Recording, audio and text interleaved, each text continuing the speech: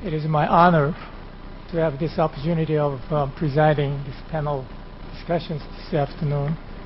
And I understand that we have simultaneous translation. Therefore, I'd like to take advantage of my native language from this point on. First, let me introduce my panelists on my right. We have Mr. Eagle Ehrlich and Mr. Cam Hauser and Mr. Barry Stevens and Mr. Ha, in that order. And then on my left, we have 4 panelists and Mr.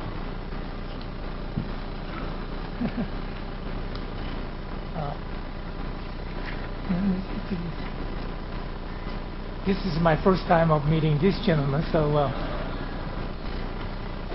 Mr. Kim Chang-kyung, Hanyang University, and Mr. Lee Sok-bong of Daedok.net, CEO of Daedok.net, and Doug Yam of Google Korea, and Park Byung-gun of Senior Managing Director of M-Venture. And these gentlemen are highly eminent and have an expertise in their own field. But to save time, I'd like to have you to go to a detailed resume in the program book of this program book. Now, from this point on, let me talk in Korean so that we can have more efficient communication between the floor and this panel. 우선 이 지금 스피커 네 분들한테 뭐 이야기할 게 더 있으면은 이야기를 듣겠고요. 거기 듣기 전에 먼저 패널리스트의 패널 이야기를 먼저 디스커션 이야기를 먼저 듣겠습니다. 한 분이 한 10분 정도씩 써주셨으면 좋겠고요. 많아도 15분. 15분 넘으시면 제가 좀 무례하게 끊겠습니다. 그러면 이제 한 40분 내지 한 1시간 정도 갈 거고요. 그 다음에 오른편에 계신 스피커들한테 뭐 반응하는 코멘트를 요구를 하고, 그리고 남는 시간은 이제 여러분들과 같이 토론을 진행하도록 하겠습니다.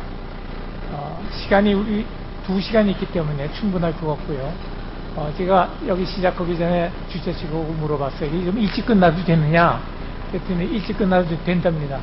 그래서 가능하면 좀 일찍 끝날 수 있었으면 좋겠습니다.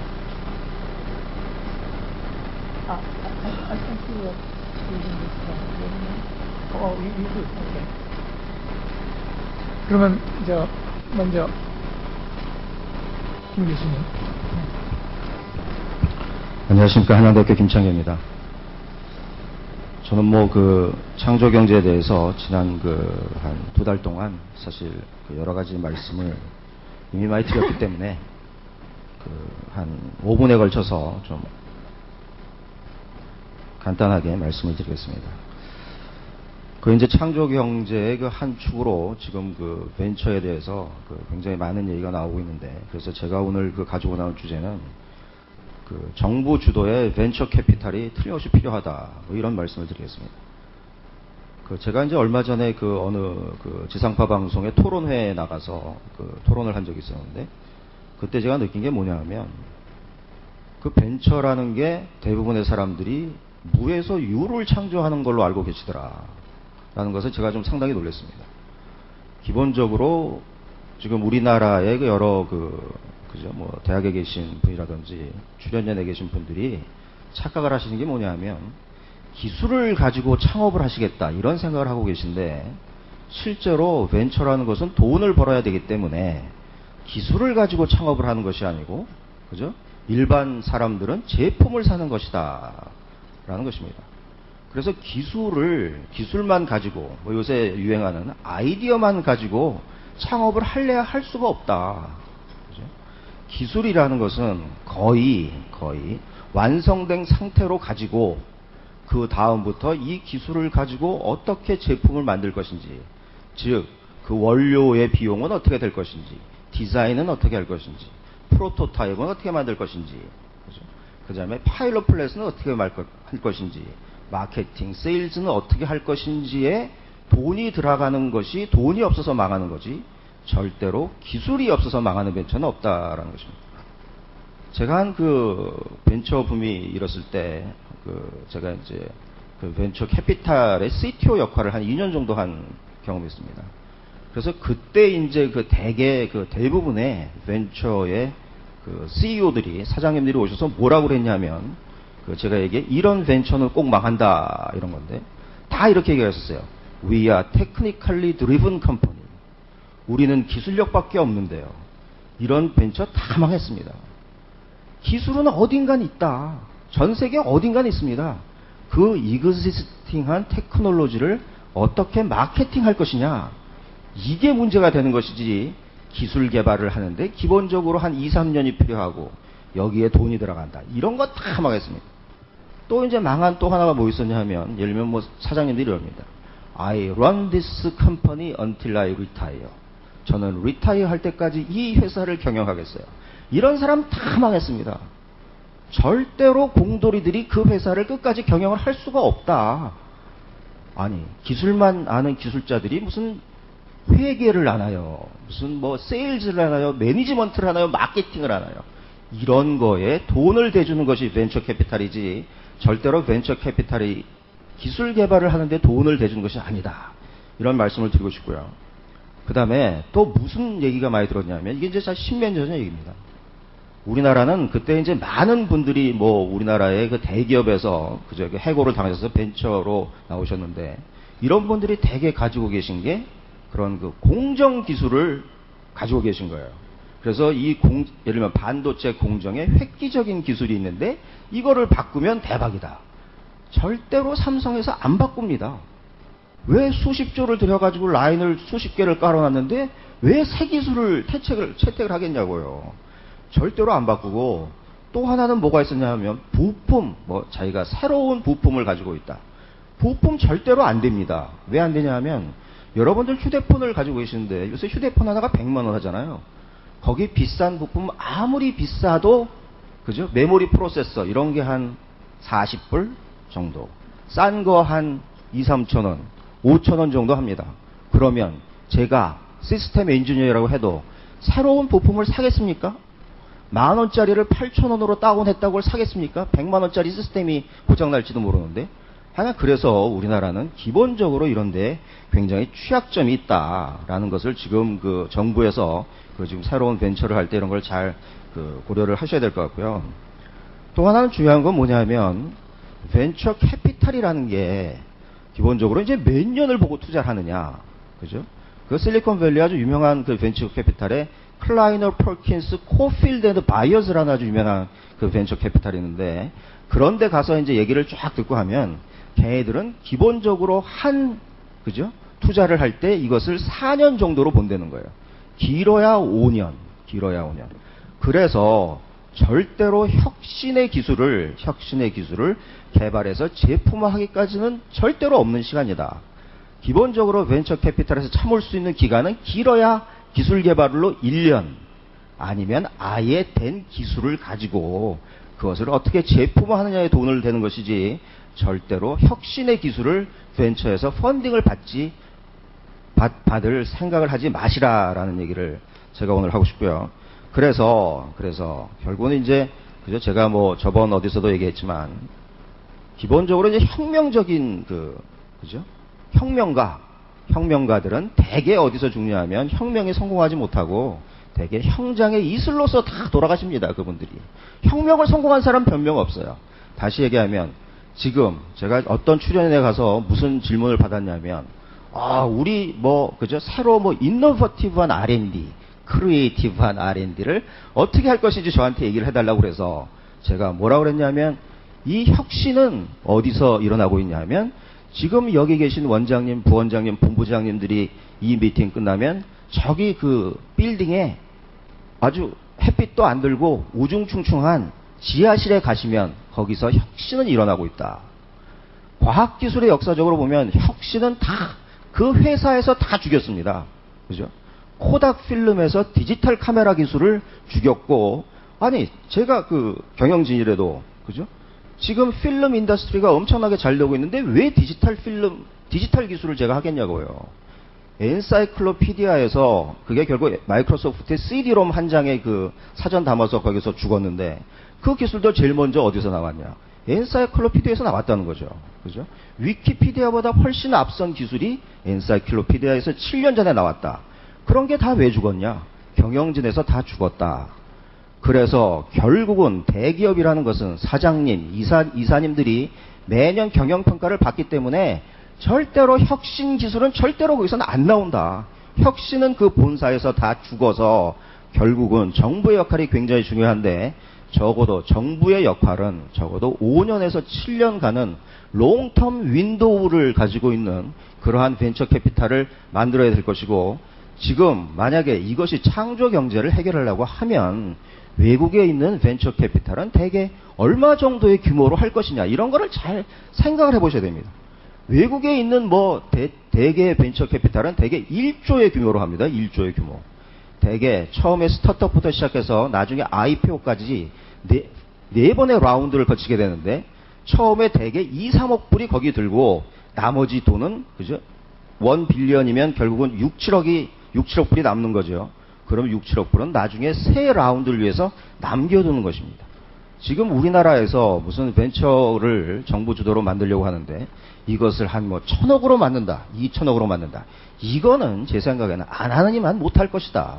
도대체 2,000억 가지고 1,000억 가지고 몇 개의 회사를 언제까지 지원하겠다는 것인지 제가 이해를 못하겠고 그래서 아예 하려면 제대로 된 펀드를 1조 이상 되는 펀드를 만들고 그리고 제가 거기에는 제너럴 매니저면 투자를 어떻게 할 것이냐면 첫 번째 이제 그걸 가지고 투자를 쫙 합니다. 그래서 10개나 20개를 투자를 하겠죠. 그죠?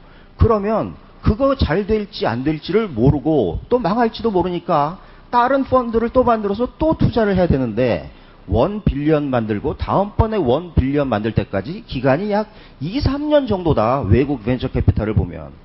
그럼 그 사이에 그 돈은 어디서 날 것이냐. 하여간 이런 거를 지금 다 여기 계신 불러에 계신 분들도 다 전문가시기 때문에 이런 거를 다 고려해서 벤처 캐피탈을 제대로 만들어야 창조 경제를 위한 그 벤처가 된다고 생각하고요.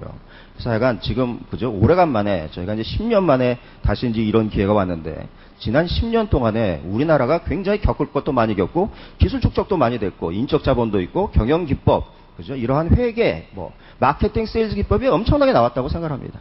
그래서 이런 거를 하려면 제대로 된 돈을 투자해야 되는 것이다. 기술은 어딘가 있다. 출연연 대학에 어딘가 있기 때문에 그 돈을 어떻게 투자할 것이냐. 이것을 잘 생각을 해서 기본적으로 그런 critical amount of sum을 만들어야 되겠다.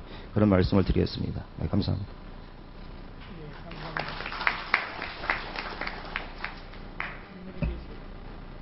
질문이 계시겠지만 좀 참으셨다가요. 네 분 다 들은 다음에 하겠습니다. 다음은 이석범 선생님. 네, 반갑습니다. 우리가 지금 창조 경제 이렇게 모이고 또 외국에서도 이렇게 모시고 그래서 말씀을 좀 듣고 그랬는데 그런 가운데서 최근에 이제 이스라엘을 한번 좀 다녔습니다. 그리고 창업국가라는 책이 있으니까 그래서 그걸 굉장히 좀 보고 그 나라는 어떨까 이렇게 좀 보고 왔는데 역시 강하다라는 느낌을 많이 가졌습니다. 우리 이갈 회장님도 만나 뵙고 또 와이즈만 연구소라고 또 세계적인 연구소 있고 또 테크니 연공대도 가보고 그래서 이렇게 여러 군데 좀 둘러보고 그랬었는데요. 역시 이스라엘이 굉장히 거기는 정말 자원이 지금은 가스 자원들 개발돼 가지고 발견돼 가지고 좀 많이 그 자원이 있는 국가가 되긴 하지만 그래도 굉장히 척박한 곳에서 옥토를 만들어내고 있는 부분들 그리고 특히 어떠한 지식 집약적으로 하는 부분들이 굉장히 인상적이었습니다. 그래서 그 부분들이 우리들한테 있어서 충분히 벤치마킹의 대상이 될 수 있겠다 이런 생각을 좀 가졌습니다.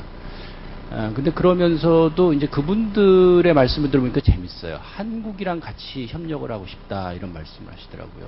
그래서 의아했습니다. 왜 우리랑 저기를 하고 싶지? 그랬는데 그분들이 보기에 한국이란 나라는 본인들이 못 갖고 있는 그러한 장점을 갖고 있는 걸로 인식을 하더라고요. 근데 저도 실질적으로 그렇습니다. 뭐냐면은 이스라엘 같은 경우에는 과학기술을 기반으로 해가지고 어떤 아이디어 이 부분들을 굉장히 특허 같은 건 잘 하시는데 그거를 특허를 어떤 상품으로 만드는 능력은 없습니다.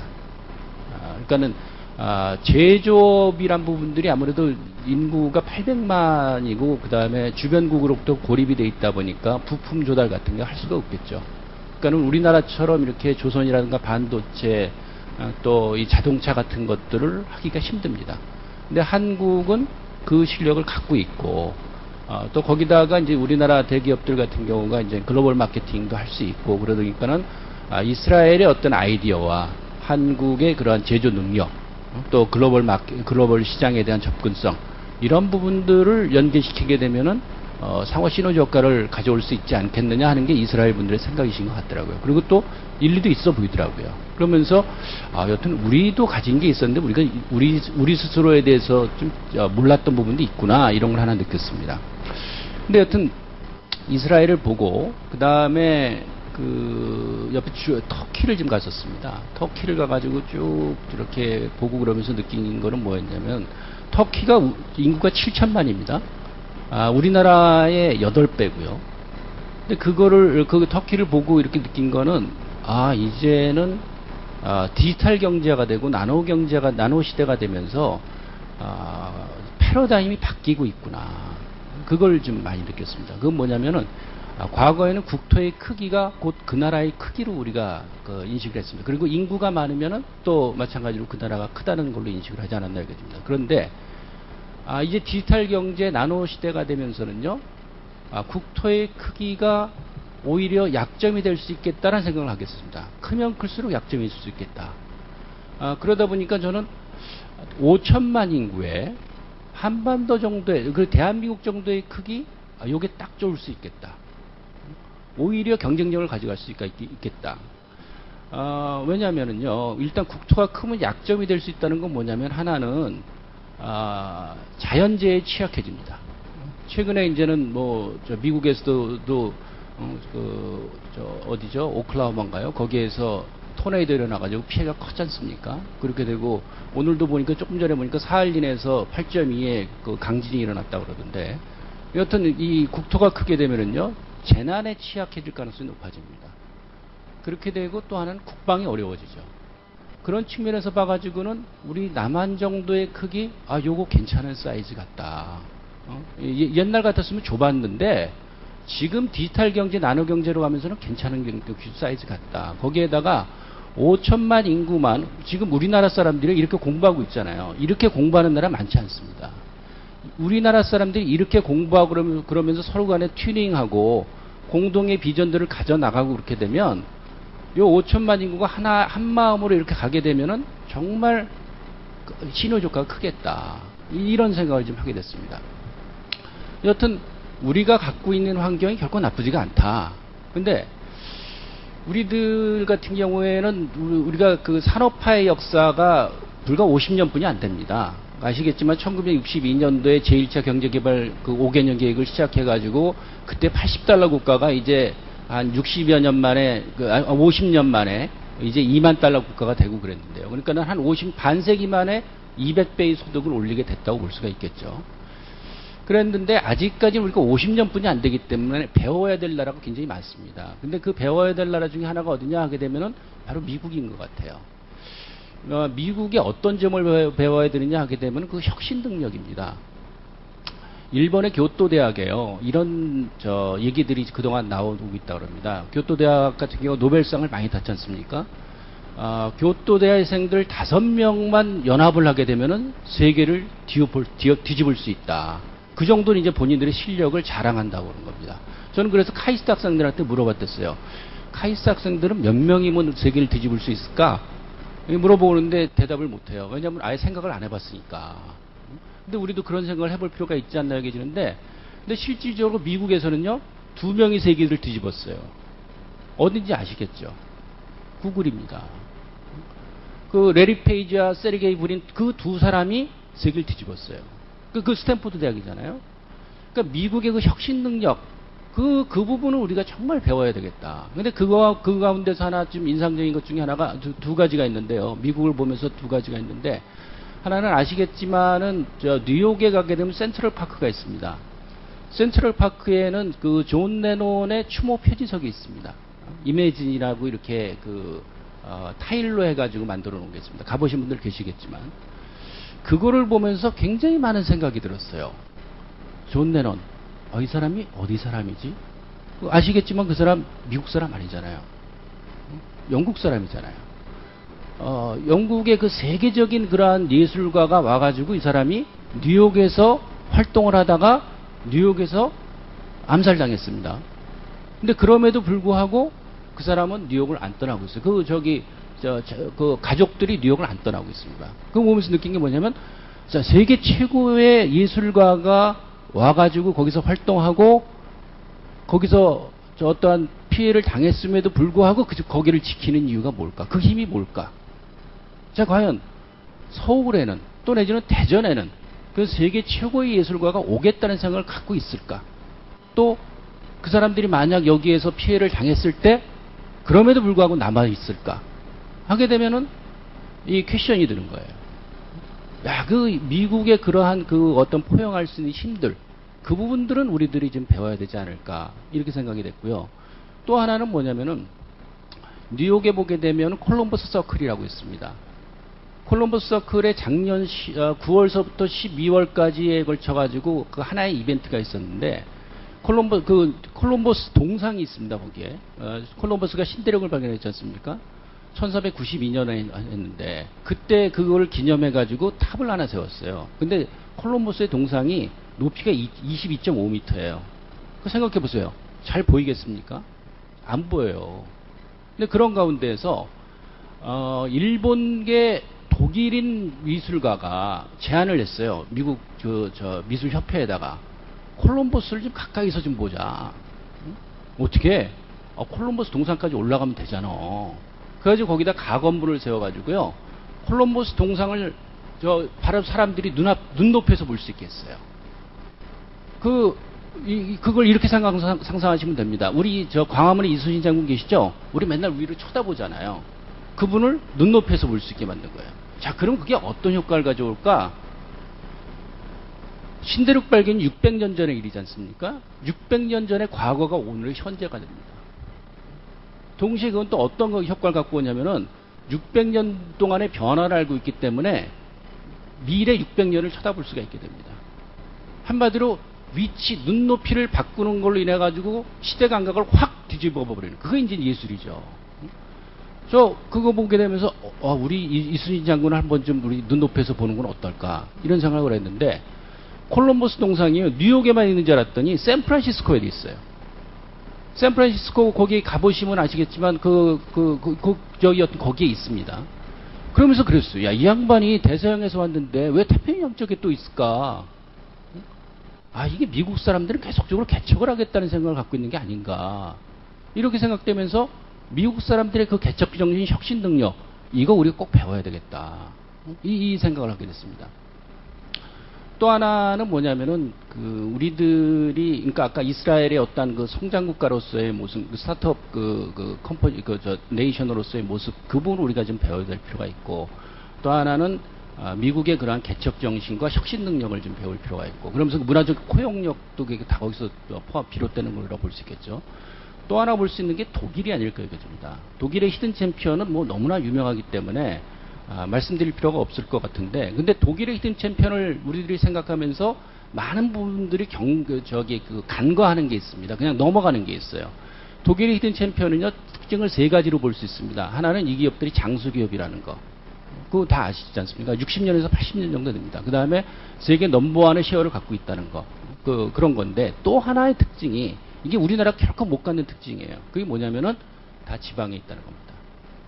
대개 인구 10만 미만의 도시에 그 세계적인 기업들이 위치해 있습니다. 이 부분은 우리나라가 결코 지금 현재에서 못 따라갑니다. 그런데 이스라엘을 보면서 느낀 것도 뭐였냐면, 이스라엘의 하이파라는 곳이 어딨냐면요, 텔아비브로부터 2시간 거리에 있습니다. 근데 텔아비브는 또 어디에 있냐면은 수도인 예루살렘부터 1시간 거리에 있습니다. 그래서 거기 이스라엘에 사는 분들께 여쭤봤댔어요. 여기 이름 지방 아니에요? 그랬더니 지방이란 개념을 이해를 못 하시는 거예요. 그러니까 우리나라만 아까 우리가 미국의 케이스도 말씀드리고 그랬지만은 뉴욕이라든가 샌프란시스코라든가 또 뭐 보스턴이라든가 필라델피아라든가 이거 다 워싱턴에 비하면 지방 아닙니까? 그렇지만 미국은 지방 개념이 없다는 거 아시잖아요. 근데 저는 제가 서울 태생인데 98년서부터 대전 가서 살고 있습니다. 대전 연구단지 거기 가서 살고 있는데 거기 가서 뼈저리게 느끼는 게 뭐냐면요. 우리나라의 이 지방의식 이 부분들은 빨리 좀 우리가 없애야 되겠다. 근데 거기에 큰 책임은 서울 사람들에 있습니다. 제가 서울 태생이기 때문에 이런 말씀을 드립니다. 서울과 지방을 이 어떤 우열 개념으로 나누는 거. 이 부분들은 우리가 빨리 이건 바꿔나가야 되지 않나요? 그래야지 우리의 경쟁력이 나오지 않나요? 여겨지는데 말씀드렸지만 독일의 히든 챔피언은요. 다 지방에 있어요. 지방에 있기 때문에 3대, 4대에 갈 수 있었던 것이고 그러면서 경쟁력을 가져갈 수 있는 부분이 있었는데 지속성이 가능하니까요. 우리가 그런 부분들을 염두에 둘 필요가 있겠다. 이거 좀 하나 좀 말씀을 드릴 수 있겠습니다. 그 다음에 여튼 지금까지 한 말씀을 요약한다 치게 되면은 이제는 더 이상 국토의 크기를 갖고 또 내지 인구의 크기를 갖고 그 나라가 강대국이다, 약소국이다 하는 그런 구분을 할 때는 지났다. 디지털 경제가 됐고 나노 시대가 됐기 때문에 그 나라 국민들이 얼마나 내부에서 서로 튜닝을 하고 또 서로 간에 있어서 하나의 공감된 비전을 갖고 해나가느냐 훨씬 더 중요해지게 됐다. 더군다나 우리나라는 디지털 경제에서 선진국입니다. 그렇기 때문에 누구보다도 좋은 그런 인프라, 외적인 하드웨어적인 인프라를 갖고 있습니다. 여기에 필요한 건 우리 내부의 소프트웨어적인 인프라, 그런 마인드의 변화가 필요하지 않나 여겨지는데 아마 창조 경제가 거기에도 일조하지 않을까 여겨집니다. 근데 그리고 또 하나 마지막으로 좀 들어못 치게 되면요. 요번에 이제는 텔아비브, 하이파 이렇게 가면서 느끼는 건 뭐냐면 거기가 다 지중해 면에 있습니다. 바다의 면에 있어요. 그래서 이분들이 아침에 해수욕 같은 거 하고 그다음에 서핑보드 하고요. 오후 일과 끝나면 또 이게 바다에 갑니다. 근데 보니까 뉴욕도 바다의 면에 있고요. 샌프란시스코도 바다의 면에 있고 실리콘밸리도 바다의 면에 있어요. 보니까 바다의 면에 있는 나라들이 지역들을 굉장히 활용을 잘해요. 근데 우리는 생각해 봤어요. 야, 우리는 삼면이 바다인데 우리는 바다를 얼마나 활용하고 있지? 아까 우리 OECD에서 오신 분도 그분은 이제 심해에 대해서 주로 말씀하셨지만은 우리는 바다 자체가 일상 공간이 아닙니다. 그냥 휴가 때 이틀 사흘 가는 그런 공간이 바다예요. 그러니까 일시적으로만 가요. 그래서 생각을 해보세요. 왜 우리는 바다를 이렇게 기피하고 있지? 그 이유 중에 하나가 이렇게 쭉 보니까 역시 역사적인 게 있습니다. 뭐냐면은 우리는 바다가 약탈의 창구였습니다. 지금. 대개 이제는 우리나라의 국방력이 약할 때 특히 고려 말, 조선 초, 조선 시대 이때 되면서 바다가 왜구들이 들어와가지고 그 동네를 약탈해갖고 그러면서 사람들을 납치해가고 그러니까 우리는 안으로 들어와서 내륙으로 들어온 것 같아요. 근데 우리 21세기고 충분히 우리의 국방력 갖고 있습니다. 그 삼면이 바다입니다. 그래서 바다를 어떻게 활용한다는 측면도 있지만 바다를 일상 공간으로 만들어 나가는 거 그것도 우리가 앞으로 창조 경제에 있어가지고 지금까지의 국토 개발의 패러다임을 좀 바꿔나가는 그런 측면에서 또 필요하지 않을까. 그래서 이제 결론적으로 말씀드린다 치면은 우리나라가 정말 괜찮은 사이즈입니다. 그리고 우리나라 국민들 정말 대단합니다. 그래서 이러한 부분들을 다 제대로 활용해 나가려면은 수도권 면적이 5%뿐이 안 됩니다. 그 얘기는 뭐냐면요. 95%의 면적을 제대로 활용하지 못하고 있다는 얘기입니다. 그래서 서울과 지방이란 개념에 대해서 우리가 변화를 가져올 필요가 있겠고 삼면이 바다인데 이 바다를 어떻게 활용할 것이냐 이 부분에 대해서 진지한 고민들을 해나갈 필요가 있지 않을까. 그렇게 할 때 우리나라가 정말 이 적당한 사이즈에 또 적절한 인구가 있으면서 디지털 경제, 나노 경제를 해나가면서 세계적으로 기여할 수 있는 국가가 될 수 있지 않을까 하는 생각을 갖게 됩니다. 이상입니다.